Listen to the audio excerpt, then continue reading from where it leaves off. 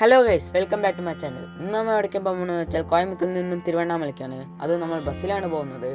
ശരി, വരും നമ്മൾ സമയം കളയാതെ നേരെ വീഡിയോയിലേക്ക് എടുക്കാം.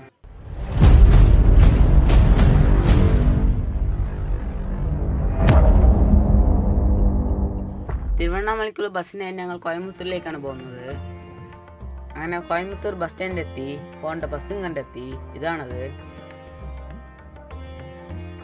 അങ്ങനെ ഒരു 11:15 ആകുമ്പോഴത്തേക്കും നമ്മുടെ ബസ് കോയമ്പത്തൂരിൽ നിന്ന് പുറപ്പെട്ടു.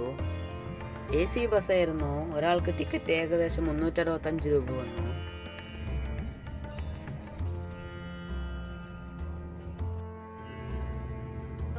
ഒരു 1:45 ആകുമ്പോഴത്തേക്കും വണ്ടി നിർത്തി ആൾക്കാർക്ക് ഭക്ഷണം കഴിക്കാനായിട്ട്.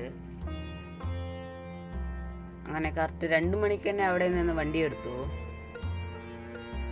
തിരുവണ്ണാമലയുടെ ചരിത്രം അറിയാമോ? ഒരു ദിവസം ബ്രഹ്മാവിനും വിഷ്ണുവിനും ഒരു സംശയമുണ്ടായി, തമ്മിൽ ആരാ വലിയവനെന്ന്. അപ്പോൾ ബ്രഹ്മാവ് പറഞ്ഞു, ഞാനാണ് ഈ ഭൂമി സൃഷ്ടിച്ചത്, അപ്പോൾ ഞാനാണ് വലിയവനെന്ന്. അപ്പോൾ വിഷ്ണു പറഞ്ഞു, ഞാനാണ് ഈ ഭൂമിയിലുള്ള എല്ലാവരെയും കാക്കുന്നത്, അപ്പോൾ ഞാനാ വലിയവൻ. ഈ പ്രശ്നം തീർക്കാനായി ശിവപെരുമാൻ ഒരു എല്ലയില്ലാത്ത സ്തംഭജ്യോതിയായി പ്രതിഷ്ഠപ്പെട്ടു. എന്നിട്ട് ശിവപെരുമാൻ പറഞ്ഞു, ഈ ജ്യോതിയുടെ തുടക്കവും അവസാനവും കണ്ടുപിടിക്കുന്നവനാണ് വലിയവൻ. വിഷ്ണു വേഗം വരാഹമായി ജ്യോതിയുടെ തുടക്കം തേടി താഴോട്ട് പോയി. ബ്രഹ്മാവ് അന്നപക്ഷിയായി ജ്യോതിയുടെ അവസാനം കണ്ടുപിടിക്കാനായി മേലോട്ട് പോയി. പക്ഷേ രണ്ടുപേർക്കും ജ്യോതിയുടെ തുടക്കവും അവസാനവും കാണാൻ കഴിഞ്ഞില്ല. വിഷ്ണു തിരിച്ചു വന്ന് സങ്കടത്തോടെ പറഞ്ഞു, ശിവപെരുമാനെ, നിന്റെ സ്തംഭജ്യോതി എല്ലേറ്റതാണ്, എന്നെക്കൊണ്ട് കാണാൻ കഴിഞ്ഞില്ല. പക്ഷേ ബ്രഹ്മാവ് അസത്യം പറഞ്ഞു, ഞാൻ മേലെ പോയി അപ്പോൾ ഒരു പുഷ്പം കണ്ടു, അതാണ് നിന്റെ അവസാനമെന്ന്. അത് കേട്ട ശിവപെരുമാൻ ദേഷ്യത്തോടെ പറഞ്ഞു, വിഷ്ണു, നീ സത്യം പറഞ്ഞതിനാൽ നിനക്ക് എപ്പോഴും അനുഗ്രഹം ഉണ്ടാവും. പക്ഷേ ബ്രഹ്മ, നീ അസത്യം പറഞ്ഞതിനാൽ ഭൂമിയിൽ നിനക്ക് ക്ഷേത്ര വഴിപാടുണ്ടായില്ല. ആ എല്ലയില്ലാത്ത സ്തംഭജ്യോതി അവിടെ തന്നെ മലയായി മാറി. അതാണ് തിരുവണ്ണാമലൈ. ആ മലയെ ശിവപെരുമാനായി വഴിപെടുന്നു. അത് ഓർമ്മിക്കുന്ന രീതിയിൽ മലയുടെ മുകളിൽ വർഷം വർഷം കാർത്തിക മാസത്ത് മഹാജ്യോതി തെളിയിച്ച് വഴിപെടുന്നു. അങ്ങനെ 3 മണിയാകുമ്പോഴത്തേക്കും സേലം ബസ് സ്റ്റാൻഡ് എത്തി.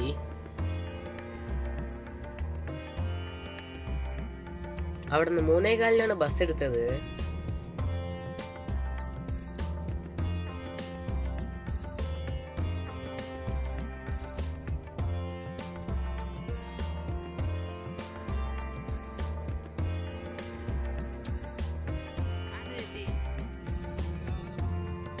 അങ്ങനെ വൈകുന്നേരം 7 മണിയാകുമ്പോഴത്തേക്കും തിരുവണ്ണാമല എത്തി.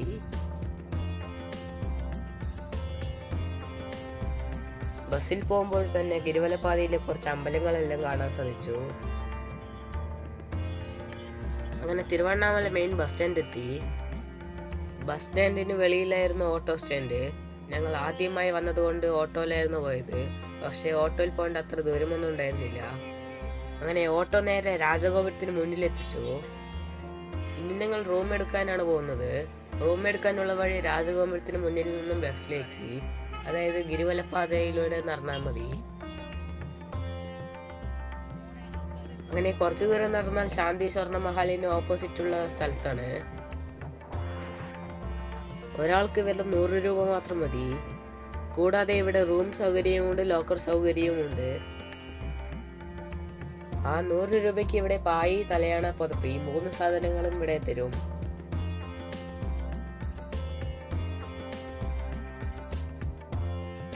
റൂമുകളെല്ലാം ചെറിയൊരു റൂമായിരുന്നു.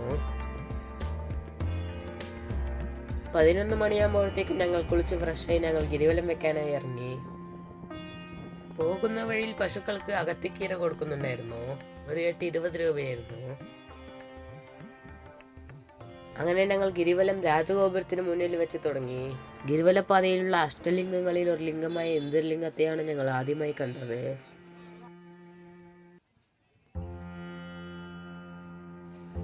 ഇതാണ് തിരുമഞ്ജന ഗോപുരം. അങ്ങനെ കുറച്ചു ദൂരം നടക്കുമ്പോഴത്തേക്കും ഇതുപോലെയുള്ള ഒരു ബാനർ കണ്ടു. അതിൽ ആ ചുവപ്പ് ഡോട്ടാണ് നമ്മൾ ഇപ്പോൾ ഉള്ളത്.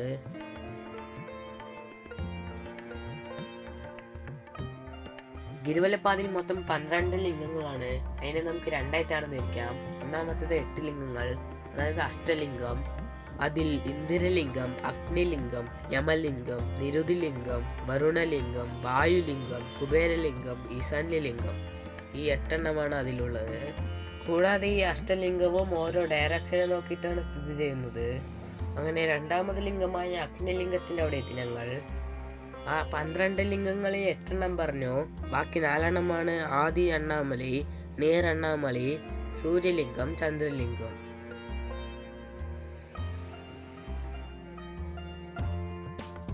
അങ്ങനെ 3ാമത് ലിംഗമായ യമലിംഗത്തിന്റെ അവിടെ എത്തി ഞങ്ങൾ.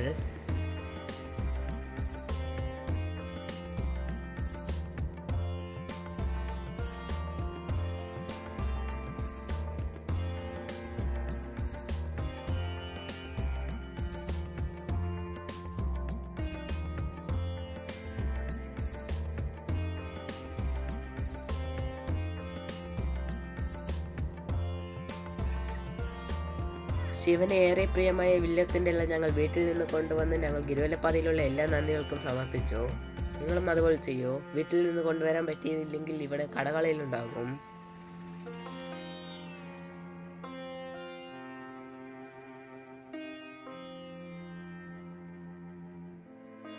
അങ്ങനെ നിരുതിലിംഗത്തിന്റെ അവിടെ എത്തി.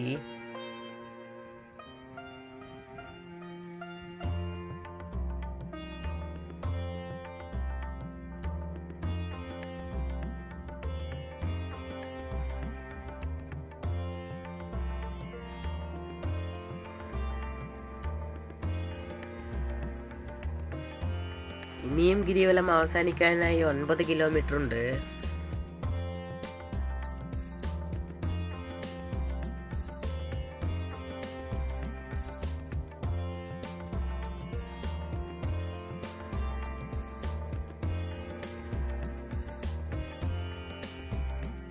അങ്ങനെ സൂര്യലിംഗത്തിന്റെ അവിടെ എത്തി.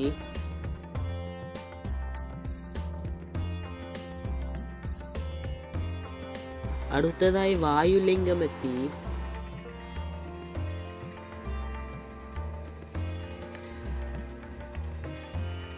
അങ്ങനെ പുലർച്ചെയാകാനായി. തിരുവണ്ണാമല ഇപ്പോഴാണ് മെല്ലെ മെല്ലെ തെളിഞ്ഞു വരുന്നത്.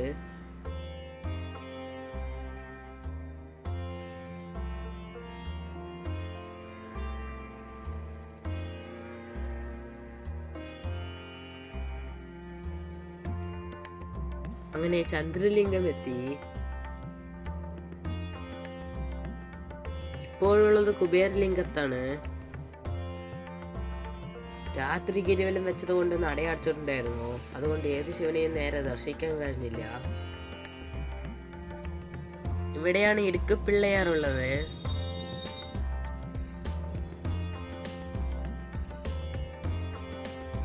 ആ അമ്പലത്തിലേക്ക് പ്രവേശിക്കാനായി വലിയ ലൈൻ ഉണ്ടായിരുന്നു.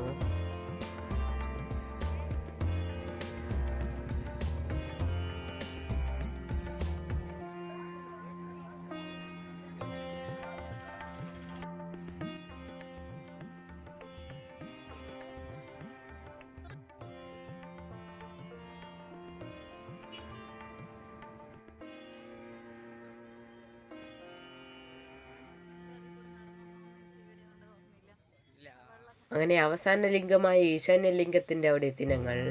ഇവിടെയായിരുന്നു നേരെ ദർശനം കാണാൻ കഴിഞ്ഞത്.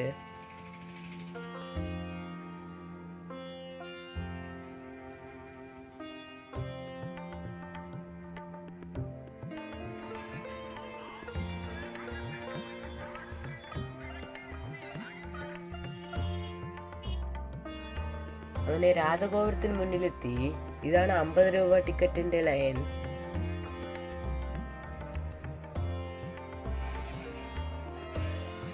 രാവിലെ 8:30 ഞങ്ങൾ ഫ്രീ ദർശനത്തിന്റെ ലൈനിൽ കയറിയത്. പക്ഷെ ദർശനം കണ്ടു കഴിയുമ്പോഴത്തേക്കും 1:45.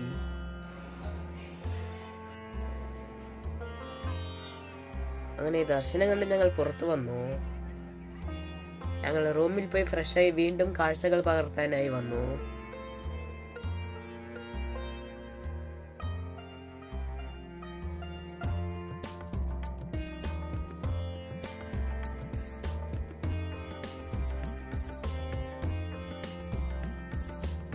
ഇതാണ് 1000-കാൽ മണ്ഡപം.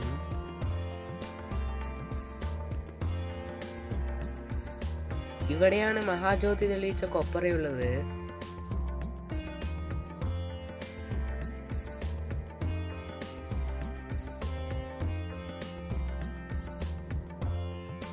ഇതാണ് തിരുവണ്ണാമലയിലെ പെരിയ നന്ദി.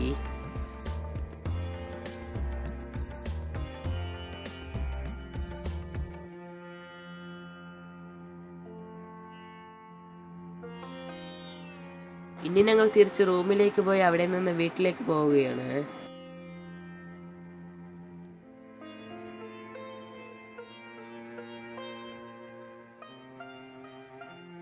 ഇനി ഞങ്ങൾ നേരെ തിരുവണ്ണാമല മെയിൻ ബസ് സ്റ്റാൻഡിലേക്കാണ് പോകുന്നത്. 10:30ക്കാണ് ബസ്.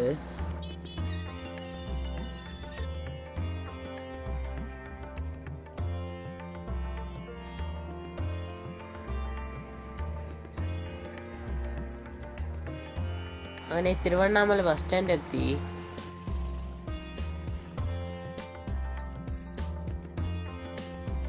വരുമ്പോൾ വന്ന അതേ ബസ്സായിരുന്നു. അങ്ങനെ കറക്റ്റ് 10:30ക്ക് ബസ് എടുത്തു.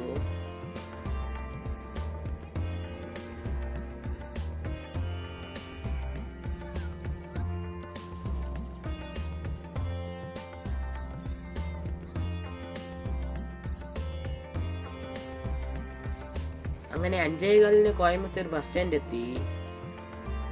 ഈ വീഡിയോ നിങ്ങൾക്ക് യൂസ്ഫുൾ ആയെന്ന് വിചാരിക്കുന്നു. യൂസ്ഫുള്ളായി ലൈക്ക് ചെയ്യോ, എന്നെ സപ്പോർട്ട് ചെയ്യുന്ന വിധത്തിൽ എൻ്റെ ചാനൽ സബ്സ്ക്രൈബ് ചെയ്യൂ.